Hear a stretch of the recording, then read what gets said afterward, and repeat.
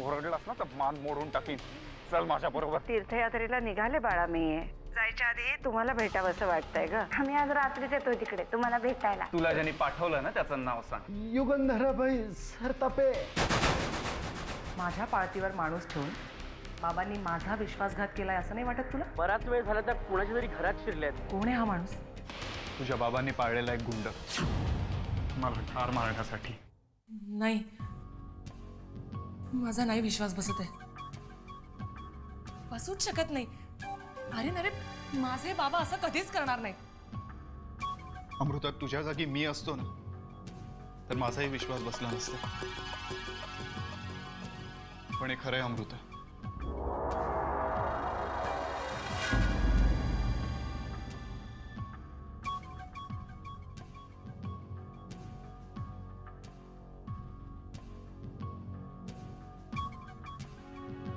बोल रे. आता बोलतोस का? सांगतो. मला किल्लेदार साहेबांनी पाठवला होता. यांची सुपारी दिली होती.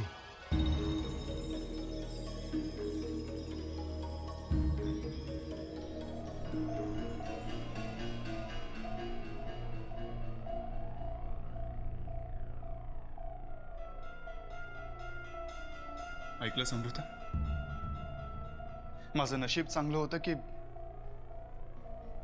हा माणूस जेव्हा इथे शिरला तेव्हा मी घरात नव्हतो. बाहेरनं आलो आणि याला पाठमोरच पकडलं.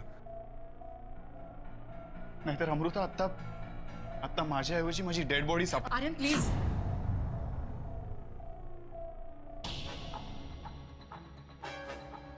पुन्हा असं कधीही बोलू नकोस. तुला काहीही झालं ना तर मी मरून जाईन. अमृता, पण तुझ्या बाबांनी जर असंच ठरवलं असेल तर असं व्हायला जास्त वेळ लागणार नाही अमृता.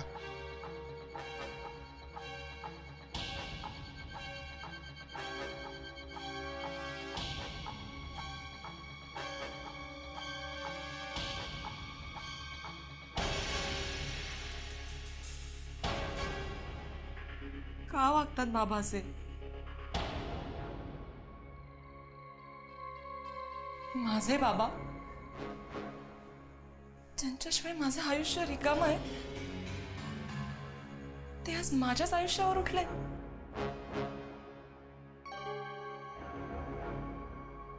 आर्यनला मारायला माणूस पाठवलं त्यांनी. त्यांच्यासाठी काय नवीन आहे त्यात? आज मला मारायला माणूस पाठवला. 11 वर्षांपूर्वी असंच माझ्या बाबांना मारायला माणूस पाठवला असेल.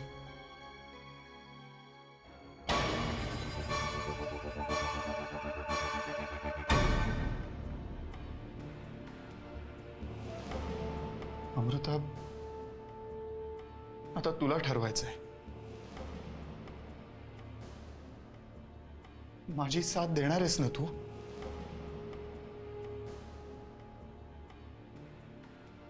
ज्या माणसाने माझ्या बाबांचा खून केला त्याच माणसाच्या मुलीच्या प्रेमात पडलोय मी. तिच्याशी लग्न करायचंय मला.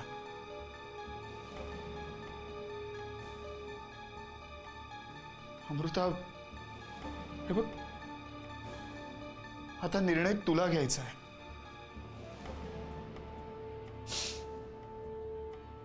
नीट विचार करून निर्णय घे. कारण हा फक्त तुझ्याच नाही तर माझ्या आयुष्याचाही प्रश्न आहे.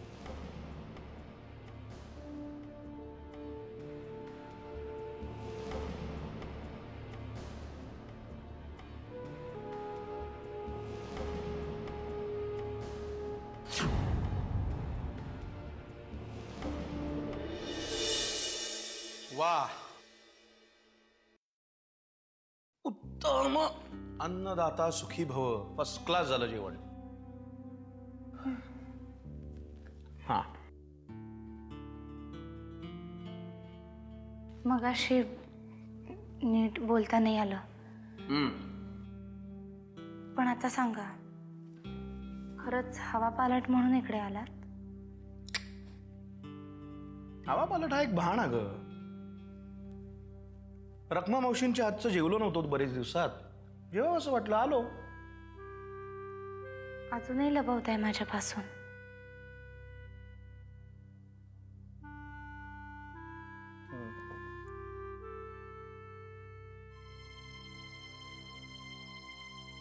अमृताच्या काळजीने आलो.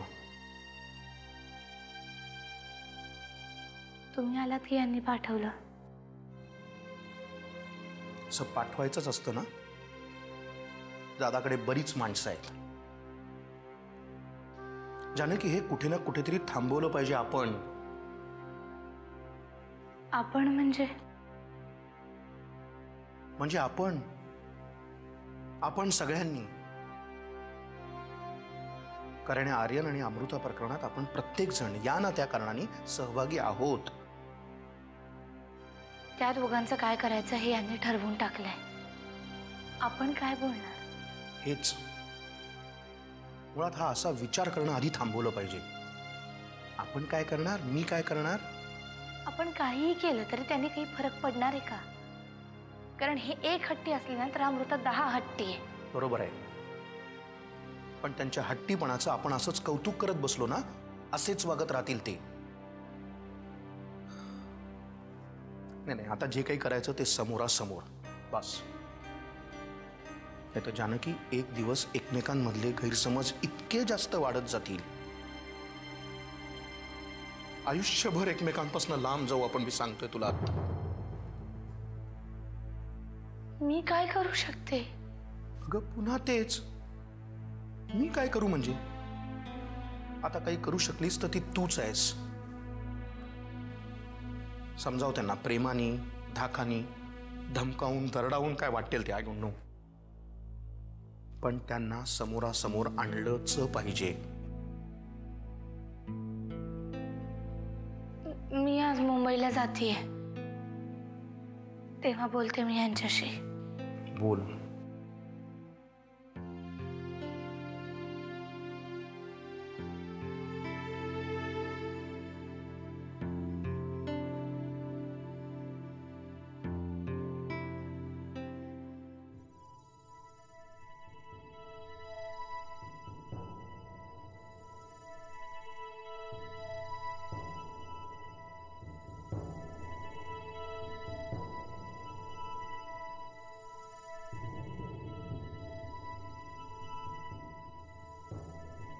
असं काय बघतोयस?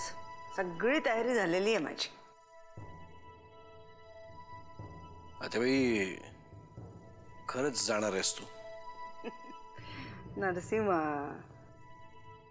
असं नाही, पण मला करमणार नाही तुझ्याशिवाय. अरे मला तरी कुठे करमणार आहे तुझ्याशिवाय. पण आता हे करमणं न करमणं त्यातनं बाहेर यायला पाहिजे.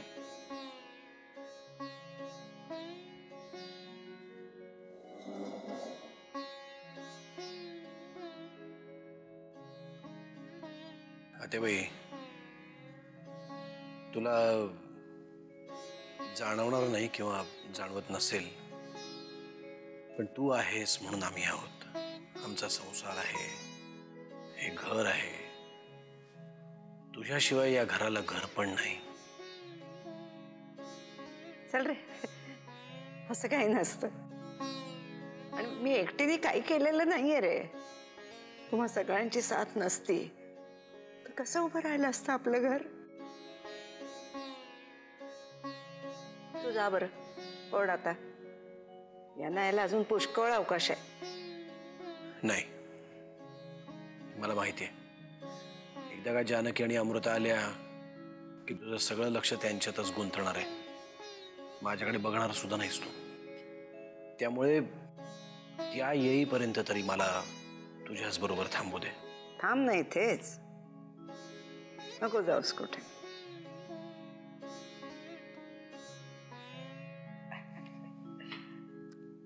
आत्याबाई, सांग ना, मी काय करू तुझ्यासाठी? मला जे जे हवं होतं ते सगळं काही मिळालंय. आता मला काही नको, काही नको. फक्त एक वचन हवंय तुझ्याकडून. वचन? फक्त एक वचन हवंय तुझ्याकडून. वचन? अमृताच्या बाबतीत तू कुठलाही टोकाचा निर्णय घेणार नाहीस.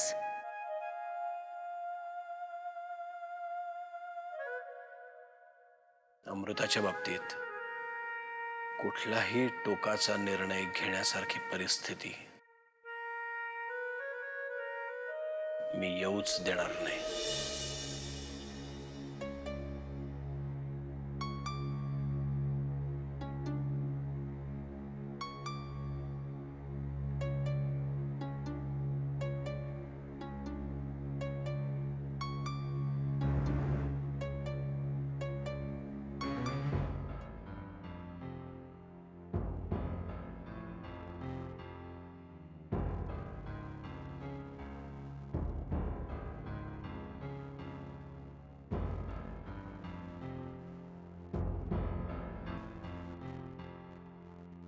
अमृता, अगं काय किती वेळ झाली आम्ही तुझी वाट पाहत होतो. बरं चल आवर, आपल्याला निघायचंय. कुठे? मुंबईला. घरी? कशाला? अगं आत्याबाई उद्या पहाटे निघणार आहेत ना तीर्थयात्रेसाठी. त्याच्या आधी एकदा त्यांना भेटून त्यांचा निरोप नको का घ्यायला? नाही नको. म्हणजे तुम्ही जा, मी नाही येत. का असं का बोलतीयस तू? तू का नाही येणार आहेस? अमृता, आत्याबाई पुढचे बरेच दिवस आपल्याला भेटणार नाहीये. त्यांना भेटावंसं वाटत नाहीये का तुला? मला भेटावंसं वाटतंय, पण अगं मला बरं नाही वाटत आहे. अगं हवं तर असं करूयात, तू चल आत्ता, आपण उद्या सकाळी लवकर परत येऊयात ना. जानकी अगं परत येण्याचा प्रश्न नाहीये. मला खरंच बरं नाही वाटत आहे अगं, म्हणूनच मी तुम्हाला जायला सांगते ना. अमृता जाऊ दे ग जानकी. अगं नसल बरं वाटत तिला, कशाला बळजबरी करते तिच्यावर. हे बघ तिला राहू दे इथंच, मी हाय तिच्यासोबत. तू आणि गण्या दोघं बी जाऊन या. मी आज जाऊन पडते जरा.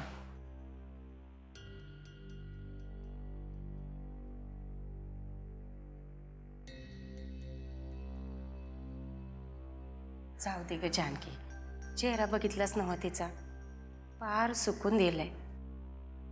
हे बघ तिला राहू दे हितच, मी हाय तिच्या बरोबर. तू काय बी काळजी करू नकस.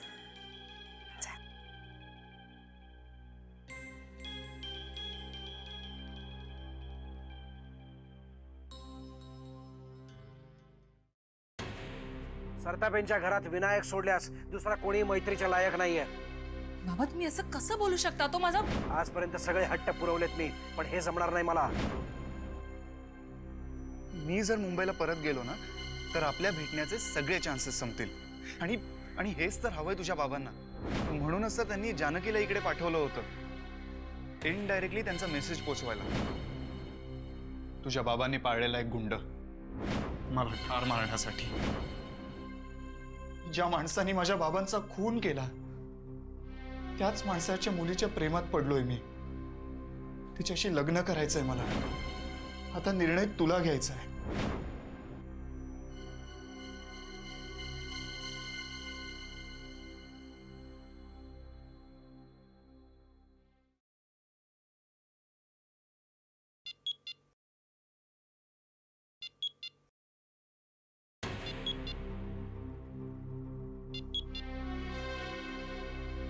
काय ग, एवढ्या रात्री कसा काय फोन केलास? नाही, खरं तर मी हा प्रश्न विचारणं चूकच आहे. म्हणजे मी पण तेवढ्याच आतुरतेने तुझ्या फोनची वाट पाहत होतो. आर्यन,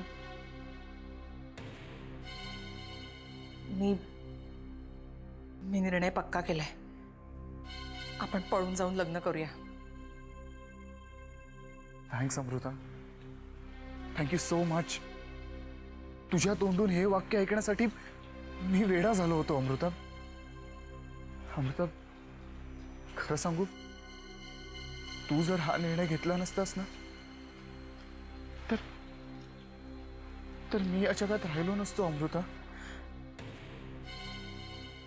आर्यन, आज तू हे सिद्ध केलंयस की तुझ्या इतकं प्रेम माझ्यावर कोणीच करू शकत नाही. एवढंच नाही अमृता, मी आयुष्यभर तुझ्यावर असंच प्रेम करत राहीन. आर्यन, मी सुद्धा नाही राहू शकत रे तुझ्याशिवाय. हे बघ, आज जानकी सुद्धा इथे नाहीये. आज रात्रीच मी तुझ्या इथे येते. हे बघ अमृता, तू फक्त एक काम कर, लवकरात लवकर तिथून निघ. बाकी सगळी माझी जबाबदारी. मी वाट बघतोय तुझी अमृता. Bye bye.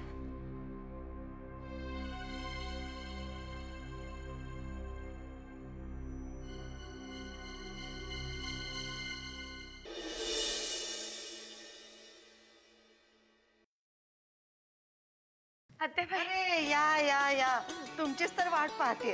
नरसिंहा, आली रे तुझी बायको. अरे काय, प्लास्टर निघालं का? हो. चला, बरं झालं.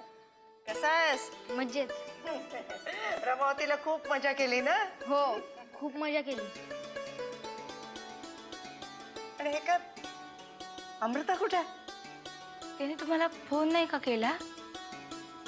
ती मला म्हटली होती तुम्हाला फोन करणार म्हणून. ती नाही आली. म्हणजे काय झालं? नाही, तिला थोडं बरं वाटत नव्हतं म्हणून मग मीच म्हटलं येऊ नको, आराम कर म्हणून. अरे देवा, म्हणजे हवा पालटासाठी गेली ही पोरगी, तिथे आजारी पडली? नाही नाही, फार काही नाही झालं, चेहरा सुकल्यासारखा वाटत होता. हा, बरं असू दे, मी करीन फोन तिला. चल गणेश, माझ्या खोलीत चल. सगळ्या रमावतीच्या गमती सांगायच्या हा मला. जानकी, तू पण ये हा. अगं, माझं विमान उद्या पहाटेच आहे. आज रात्रभर आपण गप्पाच मारूया. चालेल. चल रे.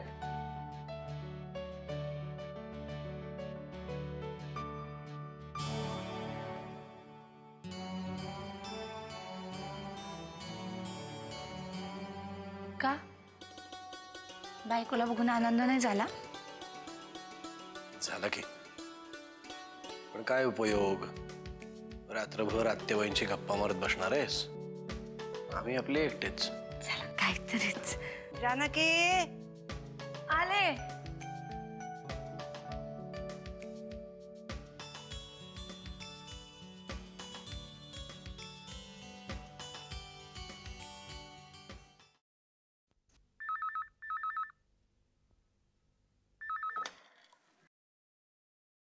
कोण?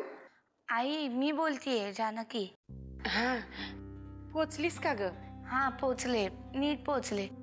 तू झोपली नाहीस अजून? नाही ग, तुझ्याच फोनची वाट बघत होती. म्हटलं एकदा अमृताला बघावं आणि मग तुझ्या पोचल्याचा फोन आला की मग झोपावं. अमृता कुठे आणि काय करतीये? ती कवाच झोपली. थोडासा भात खाल्ला आणि झोपली. बर बर, तू पण झोप आता, आपण नंतर बोलू. बरं, ठेवते हा.